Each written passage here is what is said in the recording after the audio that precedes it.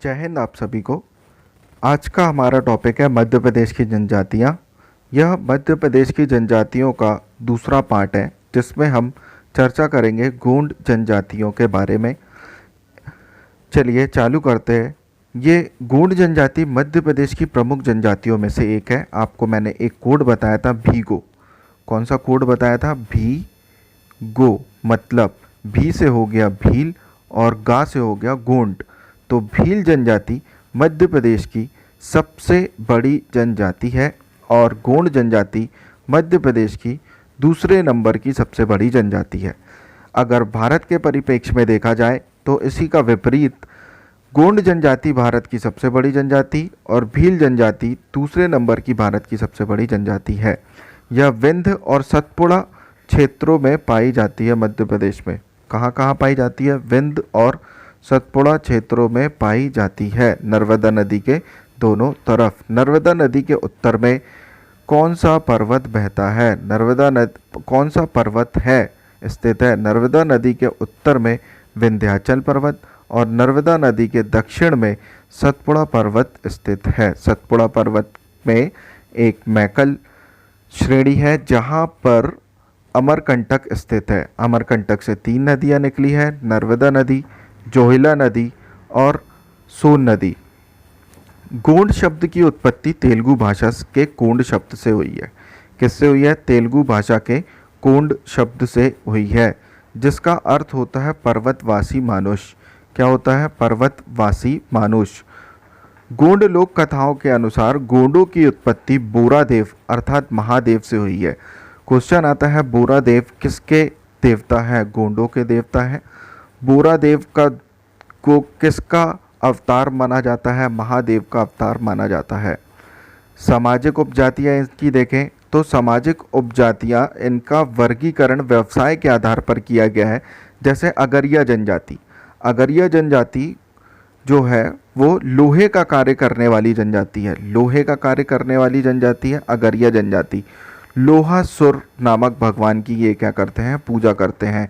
यह भी MPPSC का क्वेश्चन बन रह चुका है। अब बात करते हैं प्रधान। प्रधान मतलब प्रधान लोग। मंदिरों में पूजा का पाठ करने वाले पुजारी का काम क्या होता है? प्रधान का काम होता है।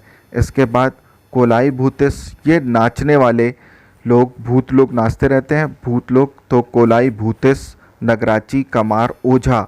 ओझा जो तंत्र विद्या करने वाले व्यक्ति होते हैं उन्हें कहा जाता है। 16 हास बढ़ईगिरी करने वाले जनजाति उप जनजातियों को कहा जाता है। इनका परिवार पितृसत्तात्मक होता है। महिलाओं को सामाजिक और सारे कार्यों को करने में छूट दी जाती है। इनमें होने वाले प्रमुख विवाह पलायन विवाह, वधु मूल्य विवाह। वधु मूल्य विवाह को सेवा विवाह के नाम से भी जाना जाता है। दूध लौटावा विवाह, दूध लौटावा विवाह। फिर उसके बाद श्रम और सेवा के रूप में वधु मूल्य चुकाने वाला व्यक्ति लामानाई कहलाता है। क्वेश्चन आता है कि लामानाई शब्द किस जनजाति से संबंधित है? गोंड जनजाति से संबंधित है।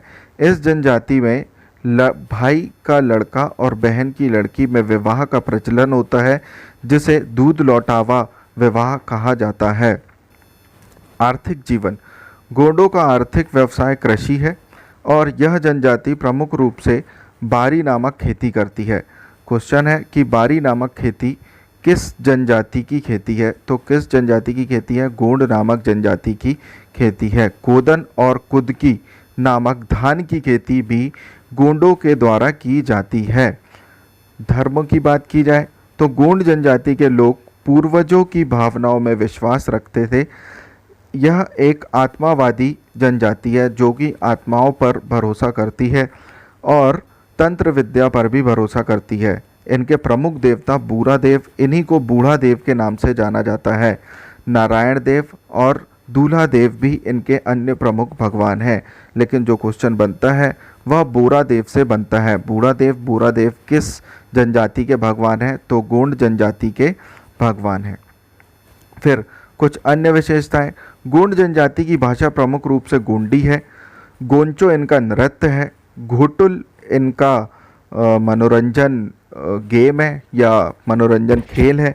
इनकी मृत्यु में खेहुल गान गाया जाता है। कौन सा गान गाया जाता है? खेहुल गान गाया जाता है। यह द्रविड़ भाषा का शब्द है। तेलुगु भाषा कौन सी है? द्रविड़ की है। तो तेलुगु भाषा से लिया गया है गोंड, कोंड शब्द से, और द्रविड़ भाषा का यह शब्द है। सांस्कृतिक गतिविधियाँ: गोंडी, गोंडी और गोंचो। गोंडी फसल बोते समय गाया जाने वाला गीत है, और गोंचो वर्षा के समय गाया जाने वाला गीत है। और मेघनाथ पूजा, वेदरी, मड़ई, धूर्ता इनके प्रमुख त्यौहार हैं। तो ये गोंडों के बारे में इन्फॉर्मेशन